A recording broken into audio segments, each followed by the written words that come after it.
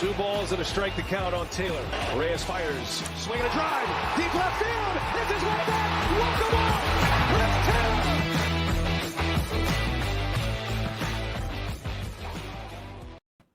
What's up, everybody? Welcome into DodgerHeads, presented by DodgerBlue.com. My name is Jeff Spiegel, joined today by Matt Moreno. Matt, I mean, it's another show where it feels like the Dodgers haven't lost since the last time we talked.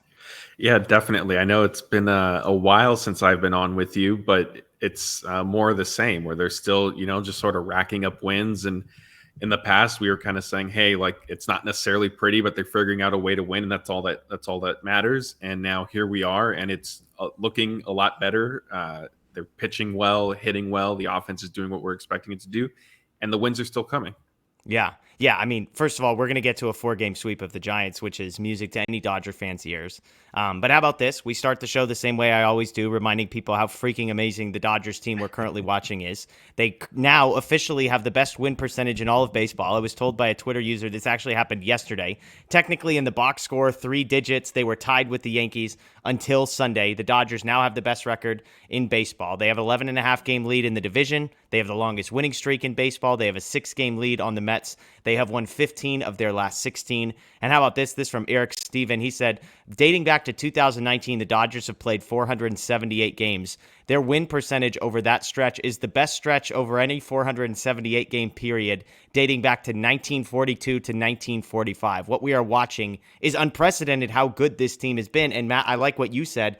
It's not just that they're winning because they've been winning all year, but there's something about the way that it looks and the way that it feels that is sustainable. I mean, you hinted at it earlier. Do you think that's accurate, that sort of the eye test is now matching up with the record for the first time?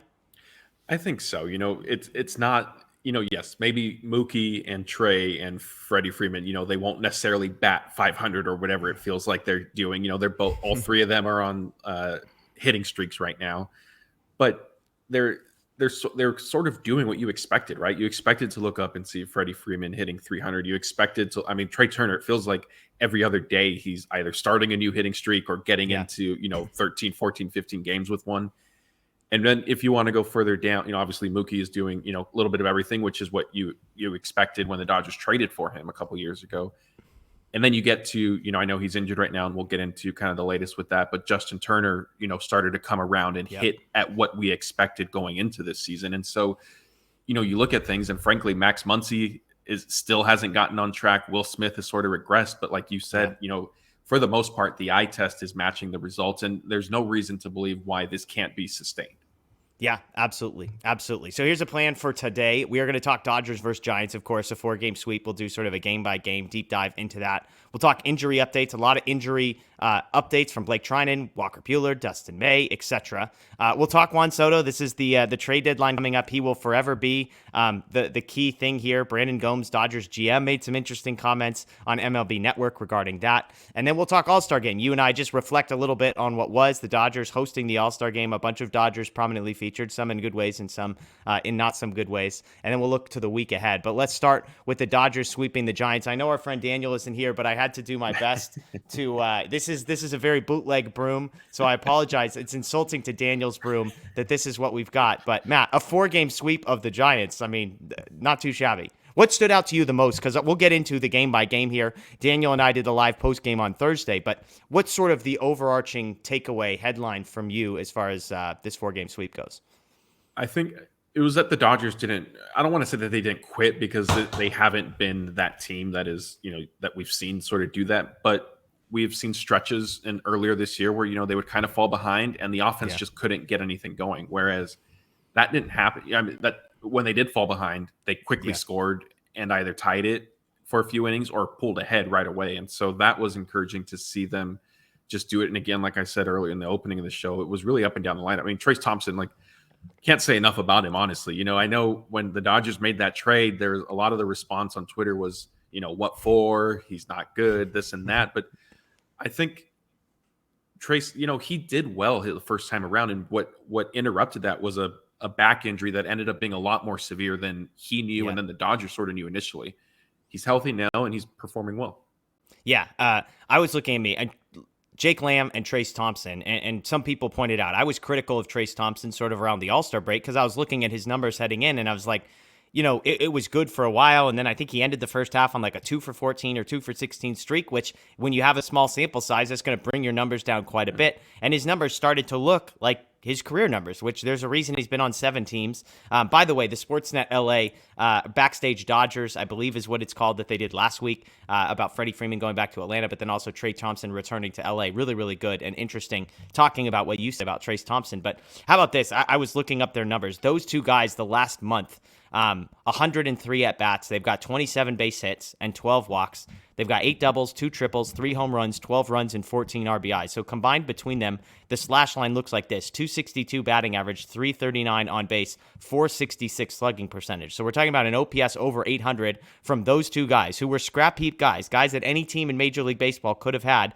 for essentially nothing. And yet those two are now, over the last month, have put up an OPS that is 10 points higher than Gavin Lux's OPS for the entire season. We both like Gavin Lux. Everybody's impressed with how he's playing. Jake Lamb and Trey Thompson combined into one person the last month have a higher OPS than Gavin Lux has this season.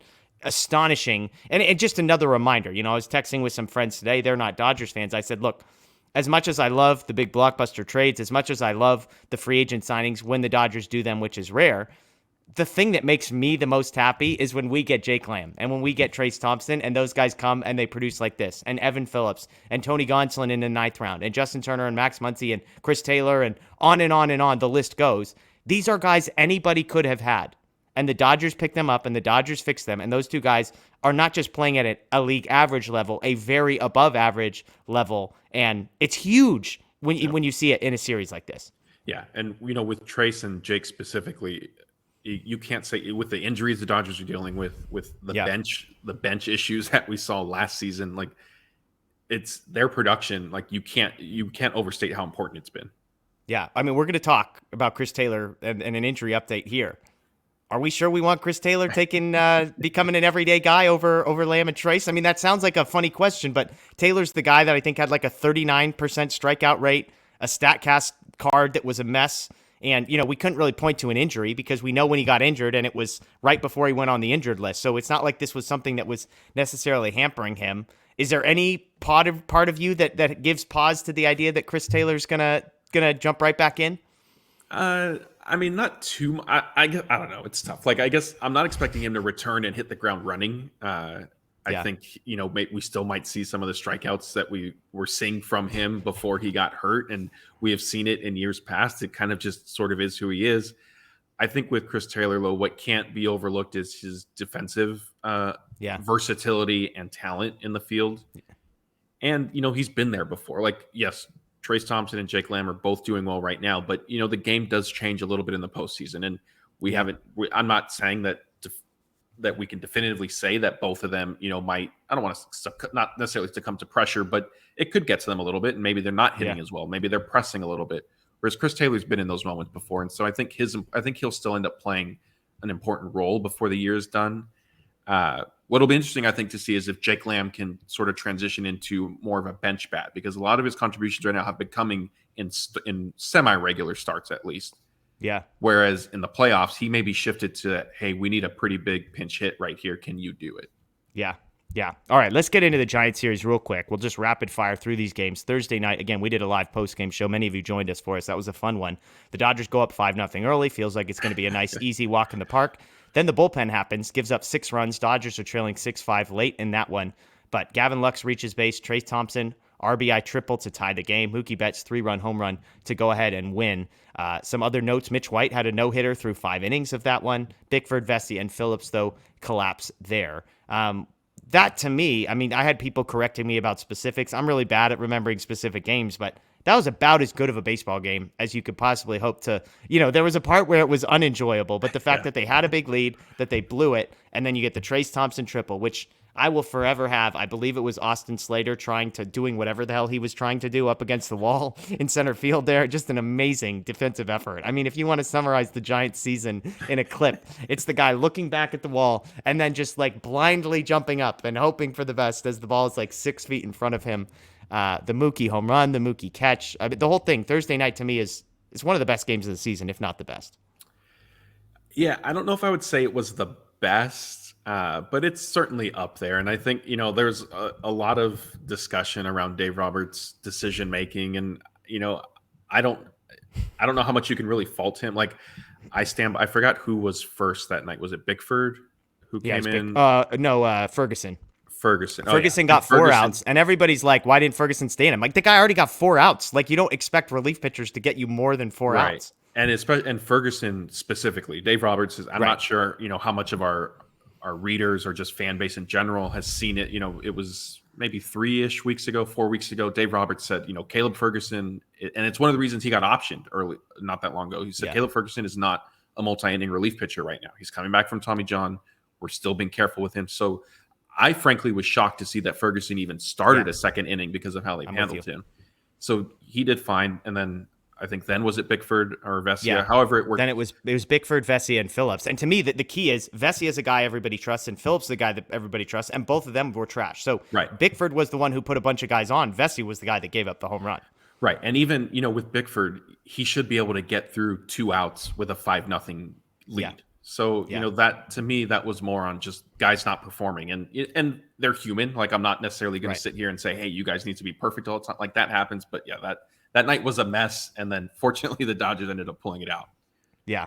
Friday night, Tyler Anderson on the bump. This is a guy who has had high moments, had a rough patch, seems to have figured it out. He goes 6 shutout. He lowers his season ERA to 2.79. We're going to get to the All-Star game and whether he should have pitched in that one a little bit later. But the highlight of this one was not Anderson. It was Cody Bellinger with the grand slam in the 8th inning, 2 outs, 2 strikes. And I said on Twitter, look, I have my doubts about Cody Bellinger, the baseball player, and his value. We know the defensive piece. Is he ever going to figure it out offensively? I don't know. But the one thing that is beyond a shadow of a doubt is everybody is rooting for this guy. This guy is easy to like. His swing when he connects is as pretty as it gets. And so I was happy for him because I said it this way. Mookie Betts hits a 3-run home run to win the game on Thursday.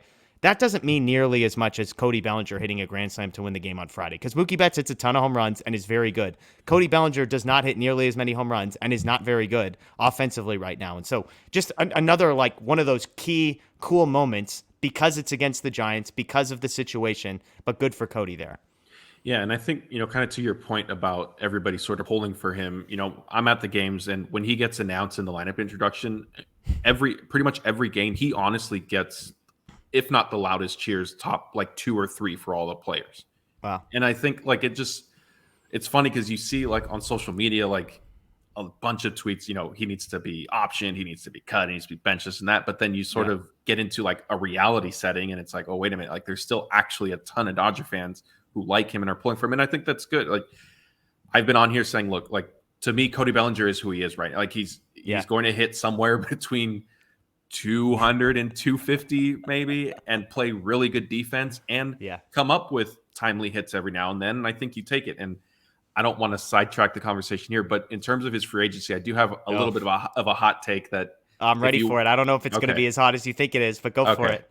So to set the stage here, Cody Bellinger next year is going into his final year of arbitration. This year he's getting paid $17 million.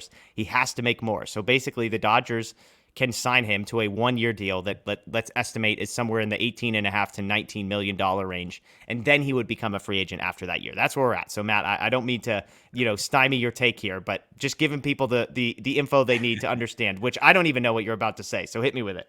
I think the Dodgers and Cody Bellinger are perfect for each other. Okay. I think his big mega contract that you would have expected after his rookie of the year MVP season, that's gone out the window, right? Like he hasn't shown that he's able to produce at that level. I think the Dodgers value what he brings defensively, and I think that they could potentially find some middle ground on a contract of saying, hey, like we're not going to overpay you type thing. But look, we'll start you every day. You'll play center field. There's no pressure on you to carry the offense. Let's make this work. And you think they'd pay him $16 million a year to do that? Yeah. Like if you think they'd give him like a 6-year, $100 million contract or something. I mean, that. I guess I don't know if they do 6 years, but I could see 4 or 5. Okay. Maybe the caveat to all that is what happens with Juan Soto. And I know we'll get into that, but I just think Bellinger as a player and what his value is at, like there's no team that's going to value him more than the Dodgers. I don't think. Yeah, I was talking to my brother about this yesterday because So here, I'll put this in context. So weighted runs created plus, I've used this number a lot, is super helpful. 100 is league average. So basically, if it's over 100, that's good. If it's under 100, it's bad. And the numbers actually tell you. So if you are 50 weighted runs created plus, that means you are 50% below league average. If you're 150, you're 50% better than league average. Last season, he was at 48 weighted runs created plus. So atrocious. This year, that number's gone up to 84. So he's still a very below average player offensively. This is just an offensive metric. 16%. The OPS is up 110 points, but it's still just 650. His strikeout rate has gone up. His walk rate has gone down. And so, like, you have moments like this, and I joked the next morning, I said I was away from Twitter. Did we do the whole Cody Bellinger is back thing? And apparently we didn't. But I think it's fascinating because I actually thought you were going to go a different direction, which I've heard a number of people say is there a chance Cody Bellinger's not on the Dodgers next year? Like, is there a chance that the Dodgers just decide even a 1-year, $18.5 million contract for Cody Bellinger is not something we're interested in? Now, could they trade that contract? Probably not. Maybe there's a team out there that thinks they can rekindle MVP Cody Bellinger. But if the Dodgers can't do it, should any team believe that? I don't know. But would the Dodgers just cut him? Would the Dodgers just say 1 year, $18.5 million? And I'm with you. I think it's unlikely because it's 1 year and the risk is so minimal. But I'm just saying, like, he has to get paid that amount of money next year just because of the way the system works. And you're paying that for a guy who is very, very good defensively, but who is very to very, very bad offensively and has been for 2 or 3 years now. And so if I told you he was going to be a 85 weighted runs created plus guy, I don't know. Like, James Outman's a guy that's on the 40-man roster. He's apparently very good defensively. He's not Cody Bellinger defensively. Okay, let me just make that clear. But he's also not Juan Soto defensively, which we'll get into. Like, would the Dodgers really rather pay $16 million for Cody Bellinger to be a below-average offensive player when they could get James Outman for the next 7 years on a minimum contract to be, a 75 weighted runs created plus and play above-average defense? These are just the questions that I think are asking, and I'm not an expert on James Outman. I'm just using him as an example. I think it's fascinating. I do agree with your general take that the Dodgers would value him more. And look, if he gets to free agency, he's not going to expect $16 million a year from the Dodgers if the best deal he's getting from someone else is like 10 or 11. So maybe it's one of those things where they maintain the relationship. They let him go to free agency. He comes back and says, hey, the best I've been offered is 4 years and $44 million. And the Dodgers are say, fine, we'll give you that. But we'll see. So I didn't see that coming from you, Matt. But it's funny because I both agree with you and think that, like, the idea of somebody saying they should just cut him next year is not the craziest thing in the world, which, like, those two things seem to be very much at odds. But welcome to my life of living in the tension of two things that seem to be at odds.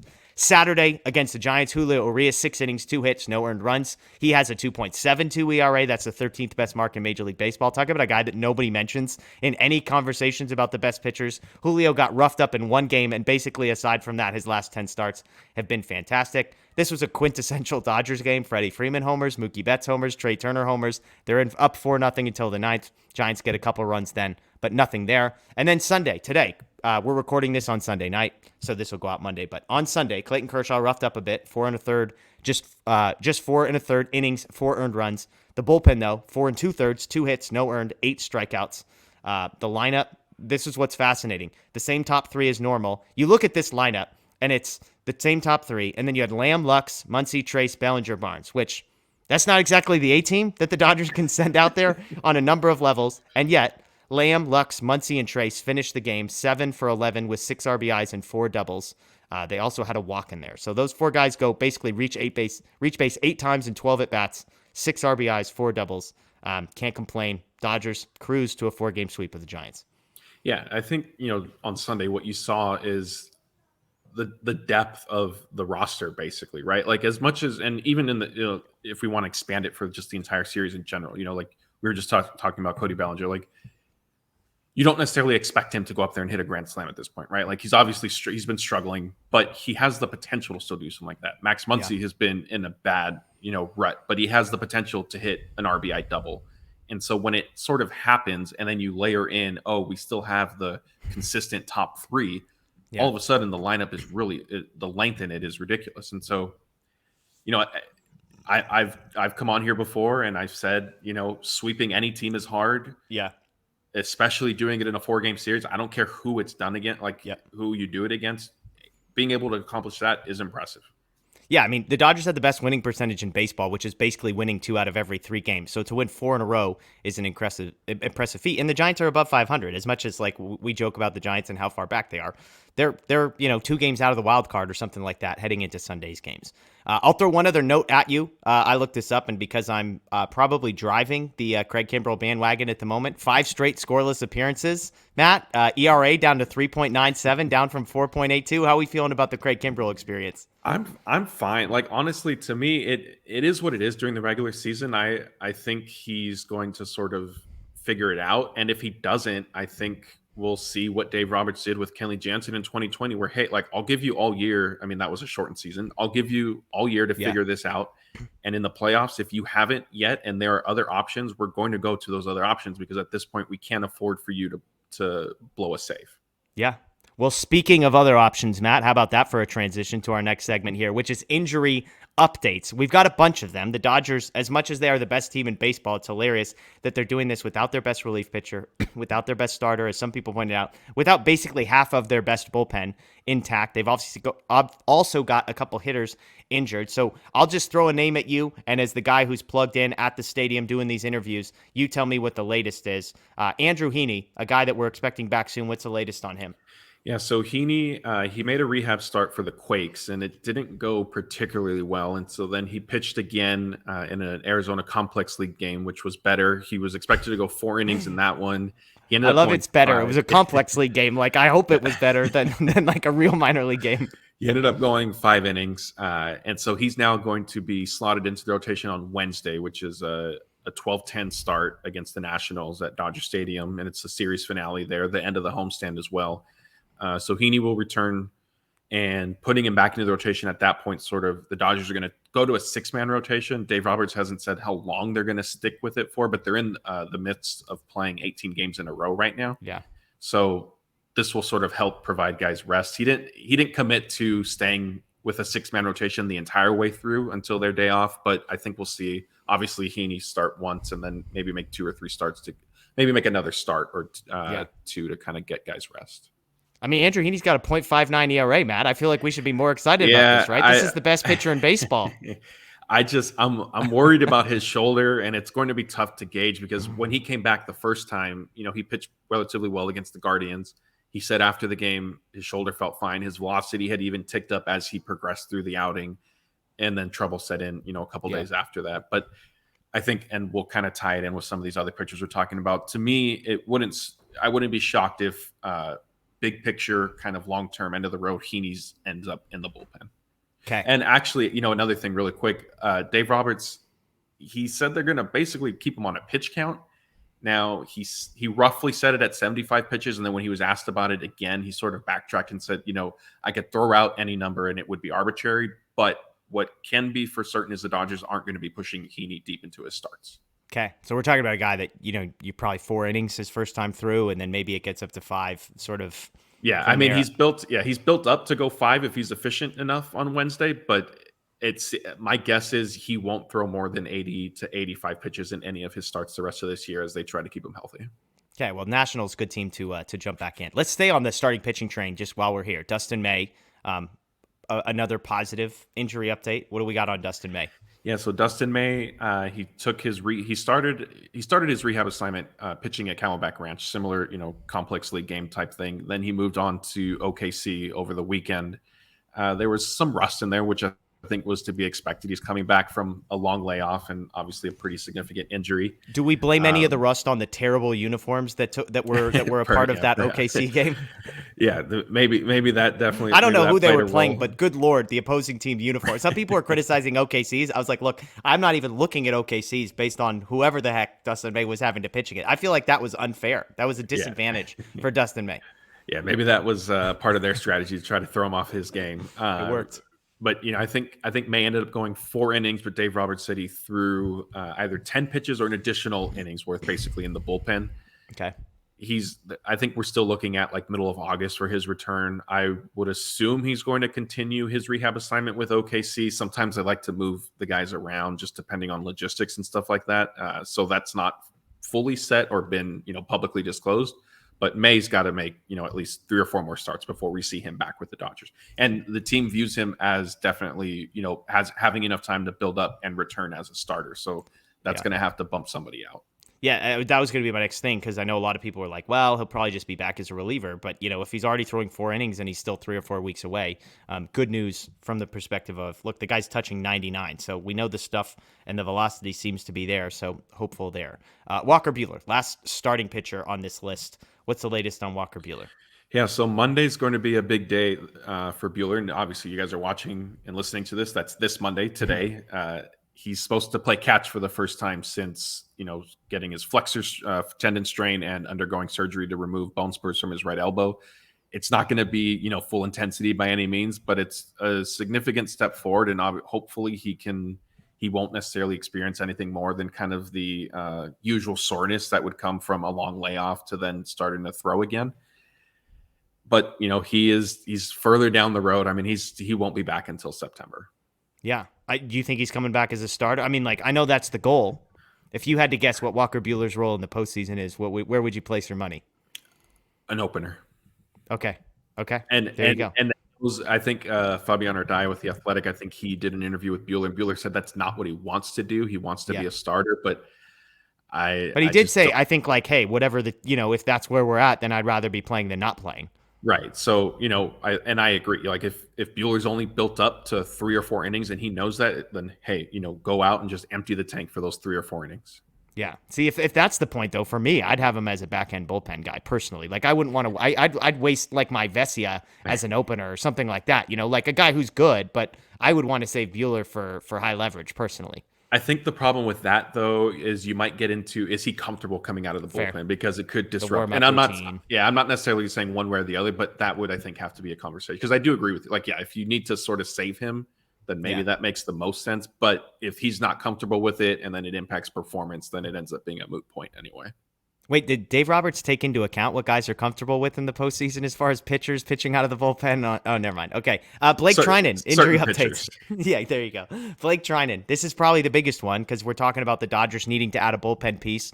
And, Blake Treinen would not be a trade, but he would be the absolute best bullpen guy added, potential that they could add. So what's the latest on Blake Treinen's mysterious arm injury? Yeah, so he still isn't disclosing, what it is. It's always just kind of talked about in vague terms, but he threw a bullpen session over the weekend at Dodger Stadium. He's going to throw another one, and if that also goes well, then the next step would be facing batters in kind of a simulated game situation.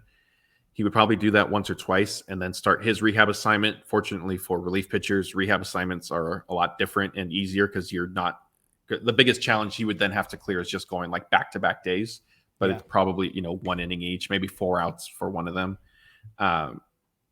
Treinen was optimistic when we talked to him in the clubhouse. And when he was, kind of vaguely discussing his shoulder, I asked him, would you say your shoulder is healthy now or is there still an injury? Because he said that in the past, when he previously spoke with us, he said, I just don't have conviction right now in my shoulder. And so he was asked about that comment again. He said, well, you can't have conviction when there's a serious injury and you can't push through something like that. So I said, would you describe your shoulder as being healthy then, or is there still an injury? He said, no, I'm just building up strength now. So take that for what it is. So he didn't answer the question is what you're telling me. Not necessarily, but the way he answered it sort of inferred he definitely feels healthy as opposed to I'm going to be pitching with an injury. And it's just with Buehler, and it's just a matter of now, getting back to throwing again. One other reliever. I mean, there's obviously tons of relievers that are hurt. We don't really have updates on Canely and Danny Duffy and guys like that. But Brusdar Graterol, technically eligible to come off the injured list next week. So it sounds like that is not going to happen. Is that accurate? Yeah. So that was this week. This week. This week. The good news was the MRI didn't reveal any structural damage. But when he'll be back, they're not necessarily sure. I think honestly, the Dodgers have never really been a team to rush players back from an injury anyway. 2, I know it got a little hairy with the bullpen during the Giants series, but they're winning games still, and so there's even more reason to say, hey, let's let him really take his time. So my guess is maybe we're a week-ish away from Graterol coming back. Okay, a couple hitters on here. Justin Turner, this is a guy that you sort of had a conversation with personally.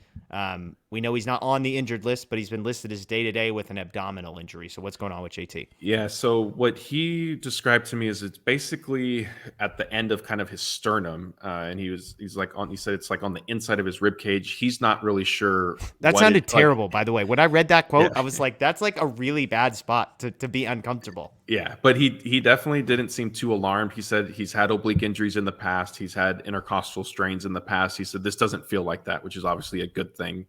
After I talked to him on Saturday, he said he was going to go inside and kind of do, I think it seemed like maybe some weight room stuff, maybe agility type drills. And then he was supposed to kind of start hitting maybe off a tee or at least in the cage underneath on Sunday. He's still sort of day to day. The Dodgers didn't put him on the IL. Sunday was the last day where they could have backdated it and really taken advantage of the 3 days that you're allowed to do that. So if they make a move Monday now or Tuesday, they will lose some time there. But Dave Roberts also said it's not something they're really worried about. Yeah. I don't know if we see him in the series opener for the Nats. I think maybe Tuesday is probably more likely. But even that might be maybe a pinch hit appearance type thing. I think they'll sort of try to ease him back into things. Okay, and then the last one is Chris Taylor. There was reports earlier in the week that he was doing everything but running, I believe. But it sounds like maybe he has started to run. Is that fair?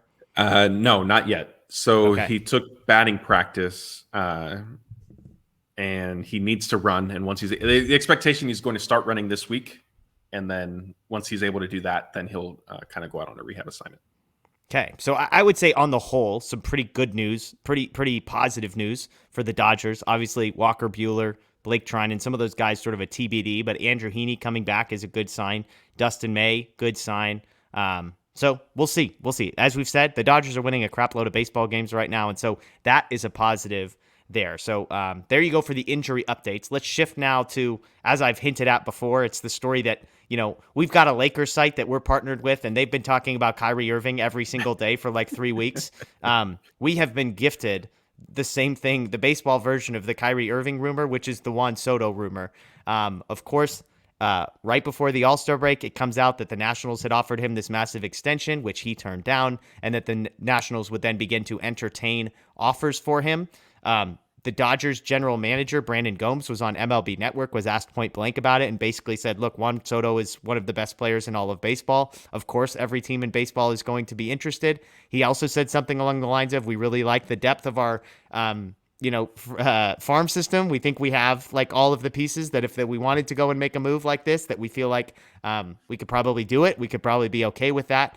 And so I don't think I've talked about this with everybody we've had on the show, but you and I have not been on the show since this rumor came out. And so the gist is we're talking about 5 to 6 of the Dodgers' top prospects. And when I say prospects, that could include guys like Dustin May, Gavin Lux, and even Tony Gonsolin, who are under team control, until 2027, 2028, those types of numbers. 5 or 6 of those guys, the top 3 in the major leagues, and then the 6 top 100 guys that the Dodgers have below. Where are you at on a Juan Soto trade? Are you mortgage the farm, mortgage the future, go get Juan Soto for 2.5 years? Where are you at? Yeah, it's tough. Honestly, I've gone back and forth, and I'm not trying to like hedge by any means, but I would be fine either way. Like if they decide to make a trade, I could see, it definitely makes sense. You have him for 3 playoff runs at least. Yeah. My biggest question is I don't know what the odds are that the Dodgers sign him to, because like if he turned down that money, I think some of it could be that it is the Nationals, and maybe he doesn't want to necessarily commit there for 15 years. They are going through an ownership change, and so like they're the worst team in baseball right now too. Right, like if he was on the Yankees and they presented him with that offer, like he probably would have signed it. Would be my guess. And if I'm wrong on that, then I'm wrong. But that's my concern is, if he turned down that type of money, what is it going to take from any team, and will the Dodgers do that? Yeah. And I'm not somebody who is, hey, hold on to the XYZ prospect because 5 years from now he's going to be great. Same thing on the NBA side with draft pick. Like, yeah, you want to 2029 first round draft pick to get a trade done, do it. Like, who cares? Like, that's so far down the line. And I get, Friedman and the Dodgers need to operate somewhere in the middle with all that, right? And I think if they were to do a trade, though, I just would try to avoid completely emptying like the top end of the cupboard, because you don't know what's going to happen. And the Dodgers are in a position where they could take back some money to then hopefully not have to send so much prospect capital. And, Diego Cartaya, his name is obviously brought up a lot just because he's one of the top prospects in the organization. But I wonder, is he somebody the Nationals would even want? They just got Keibert Ruiz last year. And I get, Keibert Ruiz is obviously years ahead. Diego Cartaya isn't at, AAA yet, much less major league level. But is he somebody that they would really want? So if not, can you hang on to him? I would definitely be more open to a trade if that's the case. Yeah. I think, honestly, for me, just trade deadline in general, I think the Dodgers need to just get the best available talent sort of within reason, not having to completely sell the farm. And if you can get Juan Soto that way, great. If you can't, but you get Luis Castillo, great. If there ends up being some big relief pitcher who's available, marquee, arm for the bullpen, and that's the route that you go, fine. I just think they need one pretty high level talent some way or the other. Yeah. Yeah, Ken Rosenthal had a piece up on The Athletic over the weekend, and he said a couple things. One is he doesn't think the Nationals are trying to attach a Patrick Corbin to the deal. He thinks if you're the Nationals, you basically have nobody under the payroll for the next 3 years. Yeah. And so if you ditch Corbin's money, it's not like you're going to go spend that. So you might as well just hang on to it in order to maximize the prospect haul. I thought it was also interesting on the Luis Castillo front. He basically said nobody's talking about Luis Castillo anymore because everybody's trying to figure out if they're going to get Juan Soto first. Then we'll deal with Luis Castillo. But let me sort of, having gone back and forth with a number of people on Twitter, I put a lot of thought into kind of fleshing out my responses to two questions. So the first is one that you brought up, which is the re-signing of Juan Soto. And there's this fear that we're going to trade all this stuff for Juan Soto and that, he finishes out this year and then he's got 2 more years of arbitration and then the Dodgers are going to lose him. Now, keep in mind, he's going to be under market value by quite a bit. Even if his numbers get bigger during arbitration and he's due, 35 to 40 million over the next 2 years, that's still going to be that's 2 years for the price of one. We'll put it that way. But I also would say if the Dodgers are the biggest market team, essentially, in all of baseball. And so the idea that we're just assuming the Dodgers are going to be outbid for a guy in Juan Soto who is a generational Hall of Fame talent, to me, is if anybody should be assuming that you're going to re-sign the guy, it's the Dodgers. Everybody that comes to the Dodgers loves playing for the Dodgers. Trey Turner's a perfect example of that. He's talked about how much he's enjoyed it, even if everybody made this whole thing about how he's an East Coast guy, blah, blah, blah, blah, blah. He's going to come. He's going to win lots of freaking baseball games. He's going to be adored by the fans. He's going to play in front of the best crowd in all of Major League Baseball in Los Angeles, the entertainment capital of the world with the best weather. And then you're telling me at the end of that, he's going to take less money to go play somewhere else? No, he's going to get a big contract offer. He's going to bring it back to Andrew Friedman, and Andrew Friedman's going to be like, great, we'll match it. Would you rather play in Seattle or would you rather play in Los Angeles? Would you rather play for the Angels or would you rather play for the Dodgers? And he's going to say the Dodgers, and he's going to sign the freaking contract. So for me, the first piece is the free agency thing. It doesn't worry me. And like you said, heck, the Dodgers might offer him a 15-year deal that he signs tomorrow because it's the Dodgers and not the Nationals. So that's one. And before I get into number two, any objections or pushbacks that you would have to that idea? Because I'm not saying it's a sure thing, but I'm just saying I don't think it's nearly as great of a concern as it's being made out to be. Yeah, I think that's fair. And if I overstated my concern, then that's my mistake. I think it's just my kind of thought process. I think it's just something that sort of needs to be weighed. And I don't know, they obviously have Mookie Betts signed long-term. Yeah. I don't know if the Dodgers would be in a position where they want to carry, 3 max level type, I'm using NBA terminology, but max level type contracts for at least the next, 5 or 6 years, because obviously who knows, once Freeman's contract is done, who knows where things stand. All of that being said, if the Dodgers were to, like I said, make this trade, I'm not going to be up in arms about it by any means. Yeah. And if they make the trade and win 1 World Series before potentially losing Juan Soto in free agency, it would have been worth it. Yeah. Yeah. And I think the odds are sorry about that. I think the odds are pretty high of them, let's say the next 3 Octobers, if you make this trade, that the odds are pretty high that you probably win 1 World Series during that span. Yeah. And just on the financial front, this is the other point I meant to make. Starting in 2024, the Dodgers have $73.5 million in salary committed. That's to Mookie Betts, Freddie Freeman, Chris Taylor, and Austin Barnes. And there's a bunch of guys that are either minimum contracts or arbitration, so that number will obviously go up. But the Dodgers could take on another max contract again, using, $35, $40 million a year and be totally fine from a financial perspective, because they've said the financial strategy is we want to go get the absolute best of the best of the best and surround them with young, cheap talent, which brings me to point number 2, which is what you said. Like, hey, I want to empty the top of the cupboard. I don't want to empty, all of our top 100 prospects so that we have no pipeline coming for the next 2 to 3 years. And here's my response to that. And again, I'm not reacting to you, Matt, as much as the people that are sort of exaggerating that argument on Twitter. I don't think people realize how good of shape the Dodgers roster is in for the next 2 or 3 years. Like, the idea that we are dependent upon those 6 guys panning into an all-star in the next 3 or 4 years is crazy. Here's where the Dodgers are at. Will Smith is the catcher. He is a free agent in 2000. His contract expires in 2000, or he will be a free agent in 2026. Freddie Freeman is at first base. He will be a free agent in 2028. Gavin Lux is a second baseman. He will be a free agent in 2027. Shortstop, Trey Turner, obviously a free agent at the end of the year. Third base, Justin Turner and Max Muncy both have team options for this for next season that the Dodgers can either pick up or deny, and then they will be free agents after that. Chris Taylor signed through 2027. Cody Bellinger, free agent in 2020. Excuse me, not signed through. These are free agent years. So Bellinger, 2024 free agent. Mookie Betts, this is my favorite. 2033 is when he will be a free agent. If they were to acquire Juan Soto, he would be a free agent in 2025. So your starting 9 would be Smith, Freeman, Lux. Let's just put Chris Taylor at third base for now. He's your third baseman. Betts, Bellinger, and Soto. Those 8 guys are all locked in through at least the end of 2023. And the only guy on that list who leaves in 2024 is Cody Bellinger. So you've got 7 of your 9 positions locked in for through the end of Soto's contract currently. So you're not needing any prospects there. Okay, on the pitching staff, you've got Kershaw. He's on a 1-year deal. He'll be a free agent at the end of the year. Walker Buehler, free agent in 2025. Urias, 2024. Dustin May, 2026. And Tony Gonsolin, 2027. So again, the pitching staff, you could say, hey, that feels a little bit light. We'll get into that in just a moment. But for the most part, we're talking about we're not counting on Bobby Miller coming up. Okay, so the bench, you've got Rios through 2026, McKinstry through 2028, Austin Barnes through 2026. Then you've got guys on the minor leaguers that would still be around if they traded, let's say, Miller, Cartaya, Bush, Pepio, Pajes. That's the 5-person package I'm talking about. You'd still have Vargas plus Outman, Vivas, Leonard, Amaya, and whoever else. Bullpen, Blake Treinen through free agent in 2025, Ferguson 2025, Vesia 2027, Evan Phillips 2027, Gratterall 2027, Gonzalez 2027, Mitch White 2028, Bickford 2028, and Yency Almonte 2026, plus Landon Knack, Andre Jackson, Clayton Beater, Gavin Stone, etc., etc. So I'm looking at that group. That's after you've traded your 5 or 6 best prospects for Juan Soto. You add Juan Soto in, we're fine.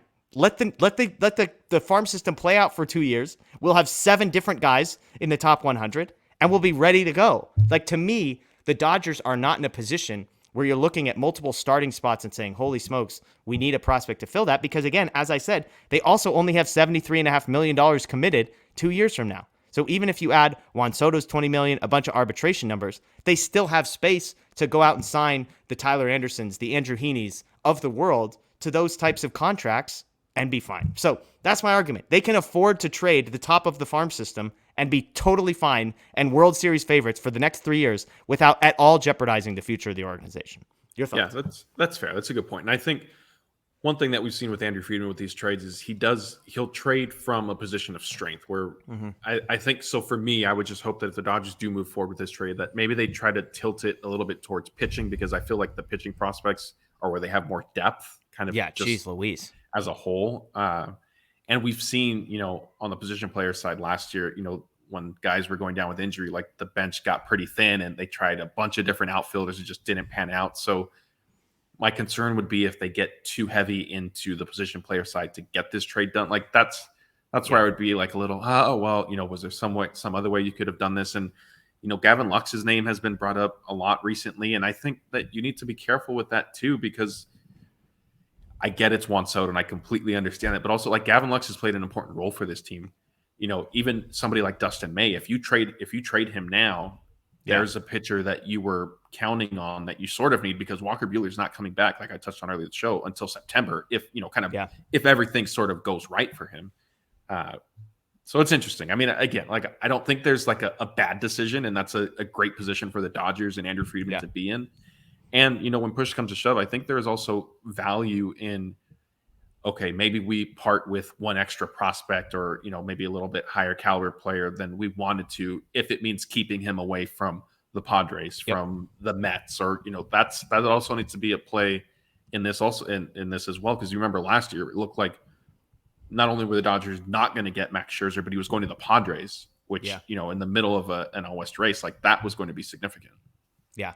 Yeah, I think that's a great point. That's a great point. So there you go. Latest on Juan Soto is who knows. But the Dodgers, again, the GM, if you missed Brandon Gomes' interview on MLB Network, it's somewhere on Twitter. Find it. It's really, really fascinating. So, okay, last thing here. Let's get to the AllStar Game. I know by the time you're watching this is like 5 or 6 days ago, but we haven't chatted, and I have a few thoughts. The one I will say is this, Matt. The MLB All-Star Game is by far the best All-Star Game of any sport.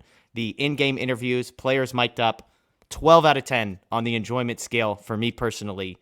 Do you agree with that? I mean, I typically don't care about All-Star Game stuff. I love the Home Run Derby, even if they don't keep score the right way, and I love the MLB All-Star Game. I just thought it was a great 2-day event, and that has nothing to do with the fact that it was at Dodger Stadium. Yeah, so this was my first time covering MLB All-Star Game in person. I've done it on the NBA side when it was last year in LA. And the Home Run Derby, I was looking forward to that. And honestly, being there, it wasn't. It feels like a weird event to watch live, because how do you keep track of did that ball go out, and then by the time you see it, you've missed the next swing, right? Right. So that was what I found to be difficult too. Is a player would hit one, and you try to track the ball, and then you see where it lands, and then you look back to the field, and the ball is already in the air. So then you look up, and you're trying to spot like, okay, where is this? Where did this one go? So I didn't enjoy it as much as I thought I would, which was kind of a disappointment. In terms of the actual All-Star Game, honestly, I saw the first inning, and that was pretty much it, because then they sort of treat it like spring training, where as soon as players are coming out of the game, they're doing their interviews right away. So I went from the press box downstairs, and I was downstairs pretty much in an interview room pretty much the rest of the night. So I didn't get to see a lot of like the in-game interviews. You missed it. For an All-Star Game, I'm okay with those. I know for a regular season, I've been on here saying, hey, like we need to cut this out. Like it depends awesome. on who it is. But it was fun. It was a great event, and the different events they had going on, at the convention center with Play Ball Park, and at the Santa Monica Pier and Beach, the oceanfront stuff. It was fun. It was a good time. Yeah. Look, if you, I've been to a Major League Baseball All-Star Game in person in San Francisco. Long story. I didn't love it going in person. The mic'd up stuff, was gasoline on a fire. I mean, it was awesome. Manoah was awesome on the mic, just talking crap, asking John Smoltz, hey, what pitch do you want me to throw here? And he throws him a back foot slider that literally hits the guy in the foot, and it's a hit by pitch. It's a great moment. Then you've got the pitcher and the catcher mic'd up, and they're just talking to each other, like, hey, what do you want to throw here? And the pitcher's just calling his own game because he could just talk to the catcher. He's like, I want to go fastball here, whatever. That was awesome. Then you've got the rookie catcher from the Yankees who stays mic'd up during his at-bat, and it's like he gets a hit, and he's losing his mind because he's like this journeyman. The whole thing to me was just amazing. You had Fried and I forget who. Garrett Cole sort of calling a game side by side. I just thought all of it was amazing. And so if you were there in person, I can understand why maybe you had a slightly different experience than me. Yeah, and one thing that related to all this, not necessarily mic'd up, but I'm sure you saw the video of fans chanting "Future Dodger" to Juan Soto. Yeah. And he turned around, was kind of smiling and lost track of the inning ended, and then he ends up sprinting towards the dugout. That was pretty funny. And now I'm sure he's going to get more of that this week now with the Nationals coming in for 3 games. It's going to be interesting. And Josiah Gray is he's a probable, I think, for Tuesday. So that'll be nice to see. As far as the game itself, talk to me about the moment for Kershaw. Obviously, freaking legend. Doesn't give up a run, picks off Shohei Ohtani. The whole thing was awesome. Ohtani said, I don't know if you heard this, but they said, what's your approach? He said, I'm going to swing as hard as I can at the first pitch. Kershaw had the greatest line of the night where he's like, I'm just going to throw it as hard as I can, so probably 91 miles an hour. Yeah. It was just amazing. The whole thing was amazing, but the one thing TV did not capture was sort of the reception that Kershaw got maybe during announcements, during when he walked onto the field. So what was that moment like in the stadium for Kershaw?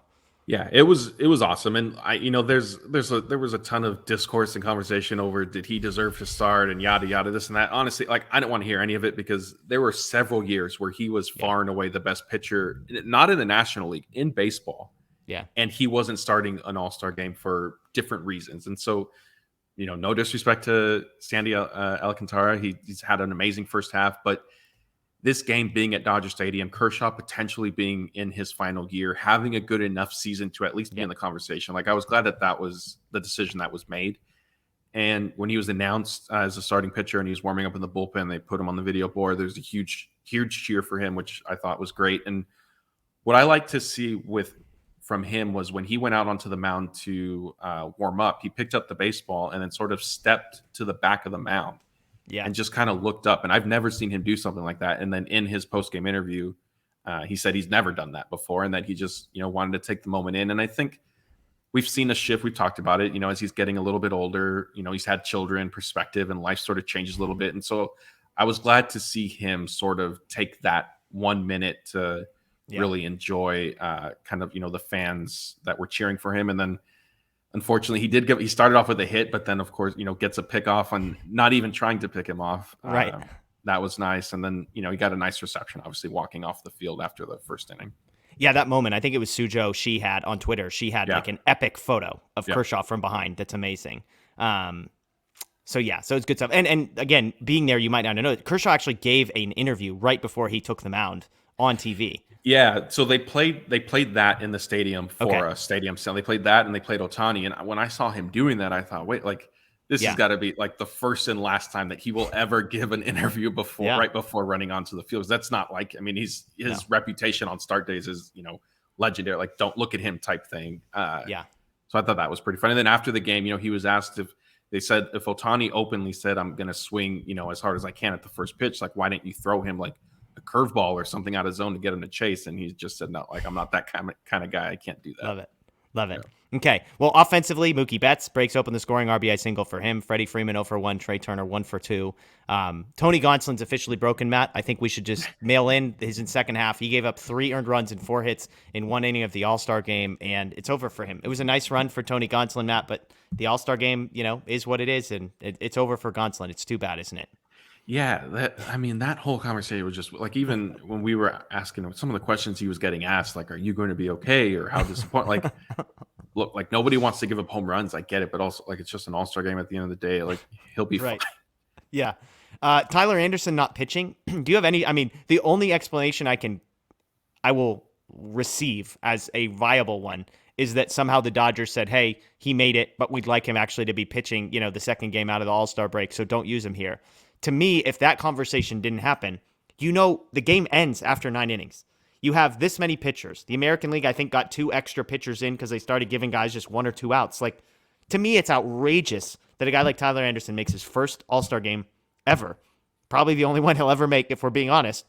And they can't even get him into the game. I hate that. I hate that. Unless the Dodgers said, hey, great, he made it, but we need him 2 days from now. So, maybe just pump the brakes on actually using him. Yeah, so I talked to Tyler after the game, and he didn't bring that up. So maybe he didn't know. Maybe the conversation wasn't had. Dave Roberts hasn't come out and outwardly and explicitly, kind of revealed as much. My guess is there probably was some sort of conversation like, hey, let's not use him unless we absolutely have to. And I think I get it. At the end of the day, even if that's the case, then bump his start back. Like, you're freaking 11 games up in the division. Yeah. Let the guy pitch in the All-Star game. Yeah, and I think what makes it a little bit different, one, I think you need to take into account that it, like, no disrespect to Tyler Anderson, he hasn't been here. This was his first time. Totally. Who knows it? Like you said, he may not necessarily get back. So there's that. It was at Dodger Stadium. I think it would have been nice, maybe have him face one batter. If that's one batter. all. That's all we're asking for. One batter. Let him pitch one batter. Yeah. And like, who cares? He's not used to the bullpen, half innings, whatever. Just freaking let him pitch to one batter. The National League used 9 guys for 9 innings, and I don't know. It just didn't sit right with me. I know this is like, people are like, okay, shut up and move on. Like, who cares about this, Jeff? But I just feel for the guy, because imagine if you made one All-Star game in your entire career and the manager didn't even let you play, and you're going to tell your kids, hey, I was an All-Star. Oh, yeah? Da-da-da-da-da. I don't see you in the box score. Like, no, I promise. I was there. I had a jersey and everything. Really? I don't see you. Didn't see much, He'll have to settle for red carpet pictures with him and his family. There you go. That's true. He was also the first Oregon Duck to make the All-Star team since they reinstated the baseball program, Matt. So, okay. Now this all makes sense. Now I forget this that has connection. Nothing to do with the Oregon Duck connection. I assure you, it has everything to do with the Dodger connection. And just and he wasn't the only guy, to be clear. This is a Dodger show, so we're talking about him. Right. There was, I think, 2 or 3 different pitchers in the National League side that did not get in. I'm not sure, maybe 1 on the American League side that didn't get in. I'm not positive. I know the American League used, I believe, 12 pitchers to the National League's 9 or something like that.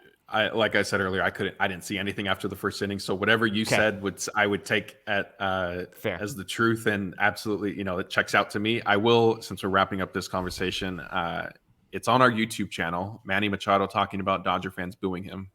Okay. He said Worth they a love listen? him. So yeah, if you guys just go to our YouTube channel, you'll find you might have to scroll a little bit because we have new content up, but you'll see Manny Machado talking about the reception that he got. Love it. Love it. All right. With a few minutes left, let's talk about the week ahead. You kind of hinted at this. The Nationals come to town for 3 games. Then the Dodgers have 4 games in Colorado. As you've hinted at, the Dodgers going with a 6-man rotation. They've got 18 games in 18 days. So they basically got all of this week and then another week where they've got 4 with the Giants and 3 with the Padres before they get a break. This week against the Nationals, Gonsolin, White, and Heaney are the scheduled starters. Espino, Josiah Gray, and Patrick Corbin are the Nationals' expected starters. And then for the Rockies, Urias, Kershaw, Gonsolin, and White. Fascinating week because you've got the Dodgers on an absolute heater.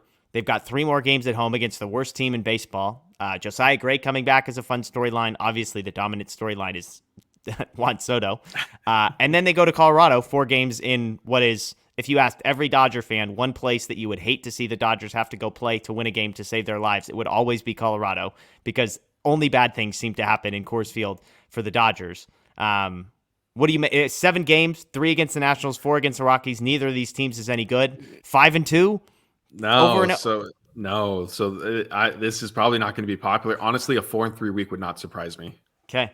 I think they drop one to the Nationals just because it's baseball. Things happen. It's tough to sweep. Like I sound like a broken record. It's tough to sweep teams.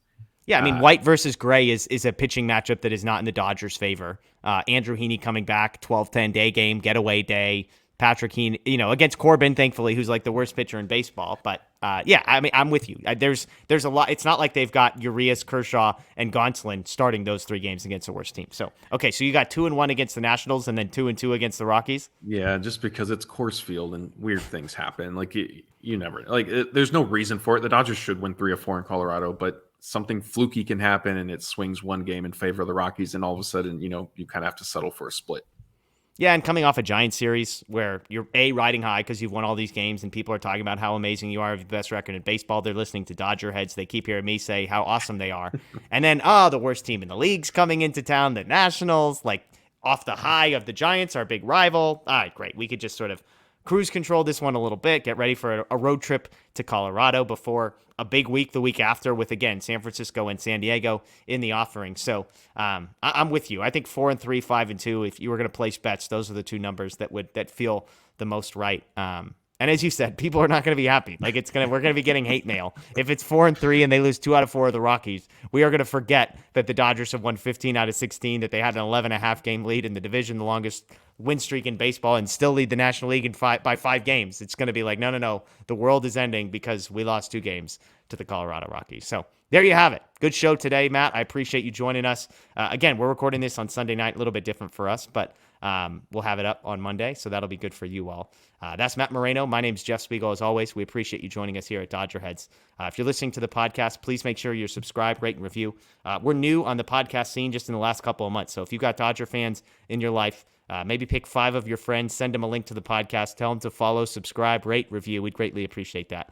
Of course, if you're a YouTube person, do the same. Send it to 5 people. Tell them to subscribe, ring the notification bell. We've got new content every single day during the week. Live post-game shows we're starting to get back into a rhythm of those live post-game shows at the end of the week. So stay tuned for more on that. Again, that's Matt. My name's Jeff. DodgerHeads presented by DodgerBlue.com. We'll see you next time.